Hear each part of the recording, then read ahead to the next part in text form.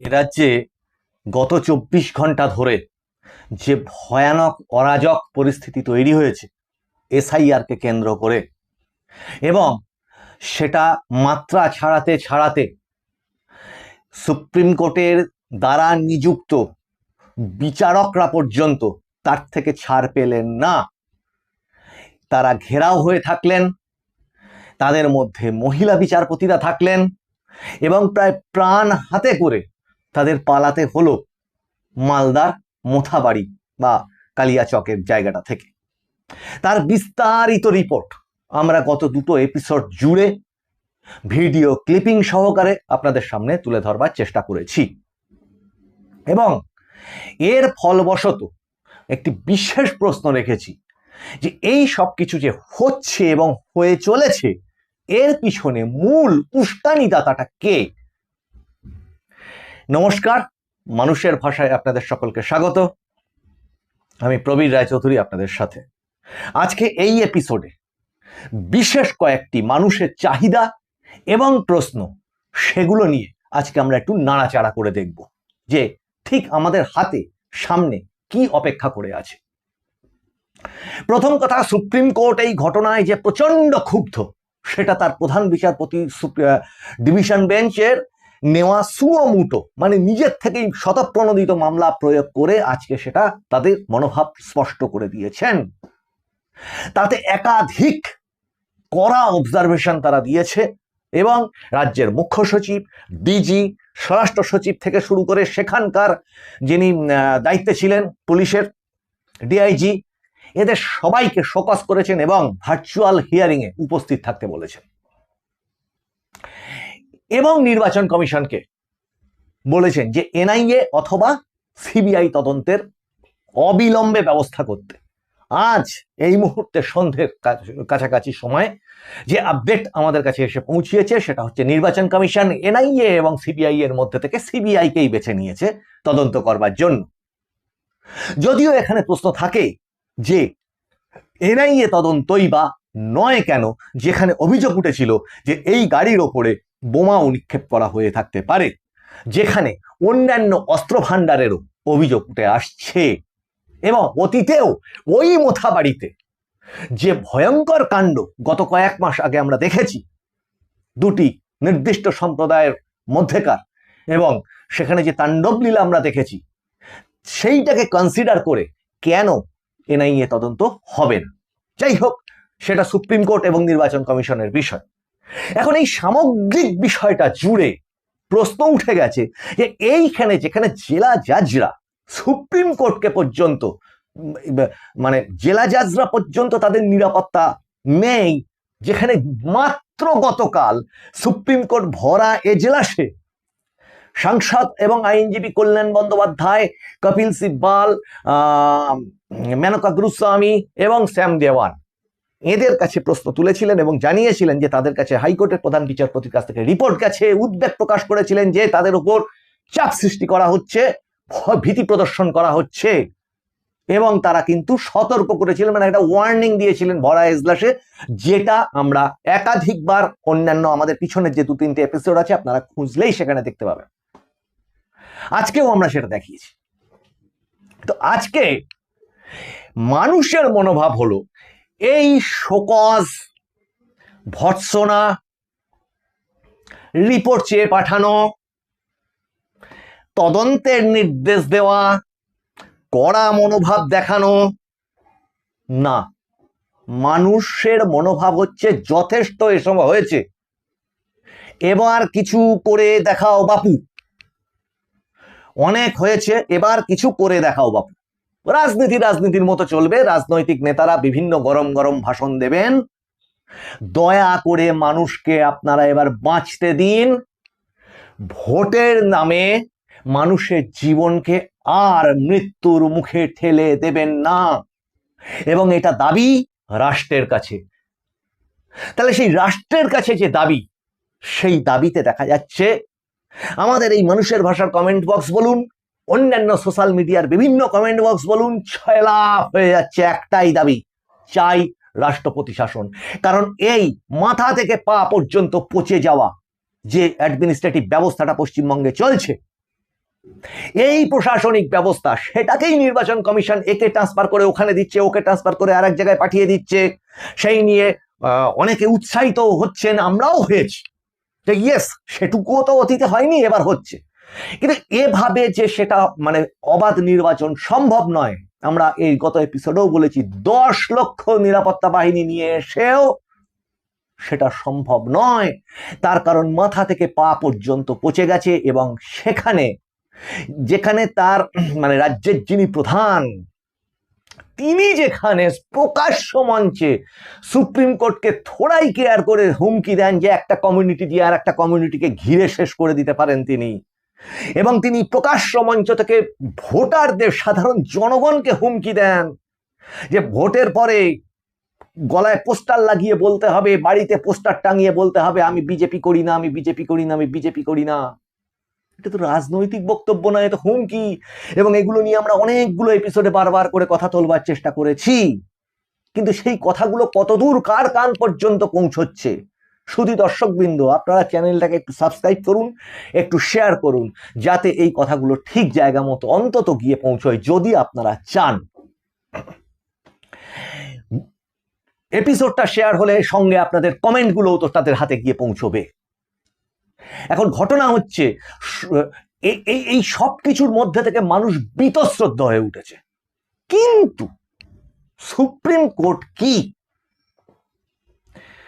নিজে থেকে রাষ্ট্রপতি শাসন জারি করতে পারে? সংবিধান বিশেষজ্ঞরা, বিশিষ্ট আইনজীবীরা, তাদের সাথে বিষয়টি নিয়ে আলোচনা করে যা জানতে পারলাম, এবং নিজের যেটুকু শিক্ষাগত যোগ্যতা আছে তাই দিয়ে পড়াশুনো করে যেটুকু জানতে পারলাম, সেটা সংক্ষেপ আকারে আপনাদের সামনে তুলে ধরছি। বিস্তারিতভাবে কথা বলতে গেলে অনেকটা বড় এপিসোড হয়ে যাবে। তাতে করে এক কথায় বলা যায় যে না, সুপ্রিম কোর্ট নিজের থেকে কোনো রাষ্ট্রপতি শাসন জারি করতে পারে না, এ আশা আপনারা করবেন না। এবার দ্বিতীয় প্রশ্ন হচ্ছে, তাহলে ইলেকশন কমিশন কি পারে যে কোনো রাজ্যের আইন শৃঙ্খলা পরিস্থিতি যদি একদম ভেঙে পড়ে, ইলেকশন মানে ভোট যদি মানে করানোর মতো কোনো পরিস্থিতি সেই রাজ্যে না থাকে, এই যে অবস্থা, এর থেকে অরাজক পরিস্থিতি আর ঠিক কি হতে পারে, তাহলে ইলেকশন কমিশন কি কোনো রাষ্ট্রপতি শাসনের রেকমেন্ডেশন করতে পারে? উত্তর হচ্ছে সংক্ষেপে, কারণ আইন নিয়ে কথা বলার না অনেক রকম সমস্যা আছে।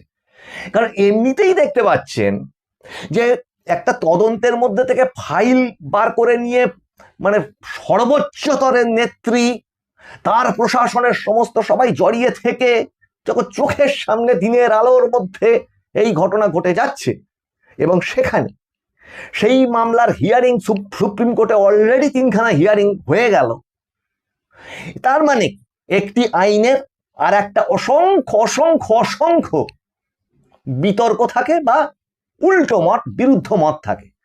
কাজে আমি একটা দুম করে বলে দিলাম যে হ্যাঁ পারে অথবা পারে না, চায়ের দোকানে বসে হয়তো সেই আলোচনাটা করা যেতে পারে, বাজারে করা যেতে পারে, কিন্তু গণমাধ্যমে কি যায় করা?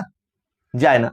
তাই নিজের সেই সীমাবদ্ধতাটুকু রেখে, যে এরও বিপক্ষ প্রচুর আইন এবং মত থাকতে পারে, নিজের সেই সীমাবদ্ধতা রেখে একটা ধৃষ্টতা সহকারে এটা বলছি যে হ্যাঁ, নির্বাচন কমিশন চাইলে সেটা পারে, যদি আর্টিকেল 324 লঙ্ঘিত হয়, কোনো একটি রাজ্যে ভোট না করার মতো পরিস্থিতি তৈরি হয়, অরাজক পরিস্থিতি তৈরি হয়, তাহলে তারা রেকমেন্ড করতে পারেন বা প্রে করতে পারেন রাষ্ট্রপতির কাছে, যদিও সেটা অনেকটাই দীর্ঘ প্রক্রিয়া, কারণ এর মাঝখানে কেন্দ্রীয় সরকার, তার ক্যাবিনেটের অ্যাপ্রুভাল এবং রাষ্ট্রপতির সম্মতি, এই ব্যাপারগুলো জড়িত থাকছে।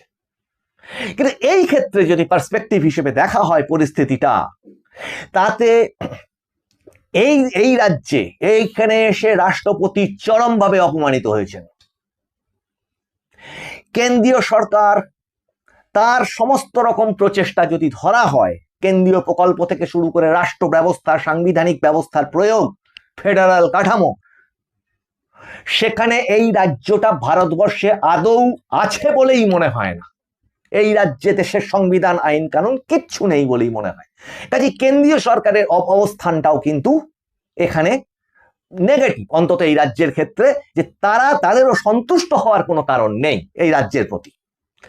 3 নম্বর, নির্বাচন কমিশন। তাহলে নির্বাচন কমিশন এই 5-6 মাস যাবত যে এসআইআর নিয়ে যে ভুক্তভোগী হয়ে চলেছে, তাতে করে তারা অন্তত এটুকু সম্যক বুঝে গেছে যে অন্যান্য রাজ্যে ভোট করা, সারা পৃথিবীতে ভোট করা আর এই পশ্চিমবঙ্গে ভোট করবার মধ্যে তফাৎ কোথায়। এবং তারা নিজেরা যে ভুক্তভোগী হচ্ছে, এবং এই যে মানে গতকালকের ঘটনা যেটা হলো, তাতে করে আর কিছু বলবার বা দেখবার বোধহয় নির্বাচন কমিশনের বাকি নেই, যেটা ইভেন কলকাতা সিইও দপ্তরের সামনেও লাগাতার হয়ে চলেছে। আজকে এখনো পর্যন্ত যা খবর, সারা রাজ্যের বিভিন্ন জায়গাতে, মালদা, মুর্শিদাবাদ ইত্যাদি জায়গাতে এখনো পর্যন্ত বিভিন্ন রাস্তা অবরোধ করে, টায়ার জ্বালিয়ে বিক্ষোভ ইত্যাদি ইত্যাদি যা কিছু হয় সেগুলোই চলছে। তাহলে নির্বাচন কমিশনেরও আর ঠিক কত তথ্য গ্রহণ করবার বাকি আছে। শেষ পড়ে থাকলো সুপ্রিম কোর্ট। এই সুপ্রিম কোর্ট কিন্তু এই এসআইআর প্রসেসের মধ্যে নিজে থেকে জড়ায় না সাধারণত আমাদের দেশের কোর্ট, কিন্তু এক্ষেত্রে এই রাজ্যের প্রধান নেত্রী শাসক দলের, তিনি যে মামলাটা করেছিলেন, সুপ্রিম কোর্ট তার নিজের ক্ষমতা বলে, বিশেষ ক্ষমতা বলে এই এসআইআর প্রসেসের মধ্যে ঢুকেছে, যাতে এসআইআর নিয়ে কোনো মানুষের মধ্যে কোনো রকম আক্ষেপ না থাকে। সেটা করতে গিয়ে যা পরিস্থিতি এই মুহূর্তে এসে দাঁড়িয়েছে, এবং গতকালই হিয়ারিং এ তারা জানালেন যে তারা আপ্রাণ চেষ্টা করছেন, এবং হাইকোর্টের প্রধান বিচারপতিও জানিয়েছেন যে 7 তারিখের মধ্যে এসআইআর প্রসেস কমপ্লিট হতে পারে। কোথায় কি তার আগেই যে রূপ ধারণ করলো, যেখানে বিচারপতিদের প্রাণ সংশয় হয়ে দাঁড়াচ্ছে, তাহলে সেখানে সাধারণ মানুষের প্রাণ নিয়ে, মানে প্রাণের কতটা সিকিউরিটি আছে, এটা সুপ্রিম কোর্টও নিশ্চয়ই বুঝছে। যেটা আজকে তারা বলে দিয়েছেন প্রধান বিচারপতি ডিভিশন বেঞ্চ, যে আমরা সবটাই জানি যে এর পিছনে কাদের হাত রয়েছে। কাজেই যে অংশগুলো সংবিধানে কোনো একটি রাষ্ট্রপতি শাসন জারির ক্ষেত্রে জড়িত থাকে, কেন্দ্রীয় সরকার, ইলেকশন কমিশন, সুপ্রিম কোর্ট, রাষ্ট্রপতি স্বয়ং এবং রাজ্যপাল, এদের কারোরই এই পুরো বিষয়টিতে আর সন্তোষ রাখবার কোনো কারণ নেই। তাহলে কি রাষ্ট্রপতি শাসন হতে পারে? মানুষের দাবি এখানে যে ইয়েস, রাষ্ট্রপতি শাসন ছাড়া এখানে ভোট সোনার পাথর বাটির মতো অলীক কল্পনা। যতই বলো বুক বাজিয়ে ভোট দিতে যাবে, কারণ এসআইআর থেকে যাদের নাম বাদ পড়ছে, যে সমস্ত বিদেশি শক্তি, বিদেশি মানুষজনদের, যারা এই লিস্টের মধ্যে ঢুকে বসেছিলেন, এই যে 80-90 লক্ষ বাদ করতে চলেছে, এরা কিন্তু এখনো এই গ্রামাঞ্চলেই বিভিন্ন অলিতে গলিতে, শহরে গ্রামে এরা থেকে যাবে, ভোটের দিনও এরাই থেকে যাবে। কাজেই তার পাশের বাড়ির মানুষ বা তার আর একটা পাশের বাড়ির মানুষ, তারা ভোটটা দিতে বেরোবেটা কি করে? আর প্যারামিলিটারি, এই প্রশাসনের হাতে যদি এই প্যারামিলিটারি বা সেন্ট্রাল ফোর্স থেকে যায়, সেই সেন্ট্রাল ফোর্স একবার খেলেছে, আরো 10 বার ক্যারাম খেলবে শাসক দলের পার্টি অফিসে গিয়ে, একবার ইফতার খেয়েছে, আরো 10 বার নেমন্তন্ন খেতে যাবে। কতগুলোকে কন্ট্রোল করতে পারবেন? যেখানে তাদের কন্ট্রোল পাওয়ারটা যদি থেকে যায় ওই শাসক দলের ভৃত্য যে সমস্ত পুলিশ সিস্টেম, তার হাতে। কাজে এই সামগ্রিকটাকে যদি আপনারা চিন্তা করেন, কনসিডার করেন, আপনাদের তরফ থেকেও, মানুষের তরফ থেকেও সাহস সঞ্চয় করতে হবে, মুখ খুলতে হবে, এবং সোচ্চারভাবে প্রতিটি কমেন্ট বক্স, প্রতিটি সোশ্যাল মিডিয়া, প্রত্যেকটি জায়গায় এবার পেন ধরতে হবে, আঙুলে লিখতে হবে, আঙুল দিয়ে, ঠিক ইয়েস, এই রাজ্যের অবস্থা শোচনীয়, এবং এই রাজ্যে কোনোভাবেই রাষ্ট্রপতি শাসন ছাড়া ভোটটা হওয়া সম্ভব নয়। এবং সব শেষে দাবি জানাতে হবে, এই সামগ্রিক ঘটনাটা সেই এসআইআর এর সময় মানে শুরু হওয়ার সময় থেকে আজ পর্যন্ত যে বা যাদের উস্কানিতে, যিনি বলেছেন ঘিরে ধরে একটা কমিউনিটিকে শেষ করে দিতে পারে আর একটা কমিউনিটি দ্বারা, যিনি এই গলায় পোস্টার ঝুলিয়ে বিজেপি করি না, বিজেপি করি না, বিজেপি করি না বলেন, যিনি এসআইআর কে এনআরসি বলে চতুর্দিকে প্রচার করে বেড়াচ্ছেন, এত বড় ধৃষ্টতা, তাহলে এই ধরনের নেতা নেত্রীদের আগে আগে এবং আগে গ্রেপ্তারি চাই। যদি সাধারণ একটি মানুষ এই ধরনের কথাবার্তা বলতো, তাহলে কোর্টের কাছে প্রশ্ন তুলুন, নির্বাচন কমিশনের কাছে প্রশ্ন তুলুন সমস্ত সাধারণ মানুষ, যে তাহলে তার হাল কি হতো, তাহলে আইন দু জায়গায় আলাদা হবে কেন? যদিও আগামী দিনে সুপ্রিম কোর্টের হিয়ারিং এর উপর আমাদের নজর থাকবে যে কি ধরনের ব্যবস্থা আসতে চলেছে।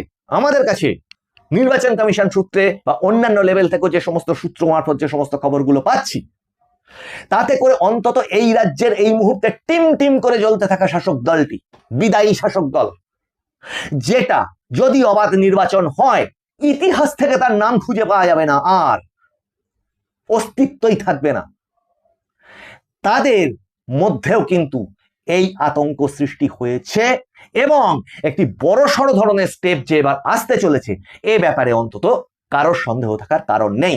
কিন্তু এই রকম খুচখাচ তদন্তে মানুষের মনের চিরে আর ভিজবে না, এটা লাউড অ্যান্ড ক্লিয়ার। এপিসোডগুলো কেমন লাগছে আপনারা জানাবেন, ভালো লাগলে লাইক শেয়ার কমেন্ট করুন আর একটু সাবস্ক্রাইব করুন, যাতে বেশি মানুষের মধ্যে আমরা পৌঁছতে পারি, আমাদের এই প্রচেষ্টাটা সফল হয়। আপনাদের সঙ্গে আবার দেখা হবে সামনের এপিসোডে। আপনারা নজর রাখুন মানুষের ভাষার পর্দায়, মানুষের ভাষা সবার মনের কথা বলে। নমস্কার।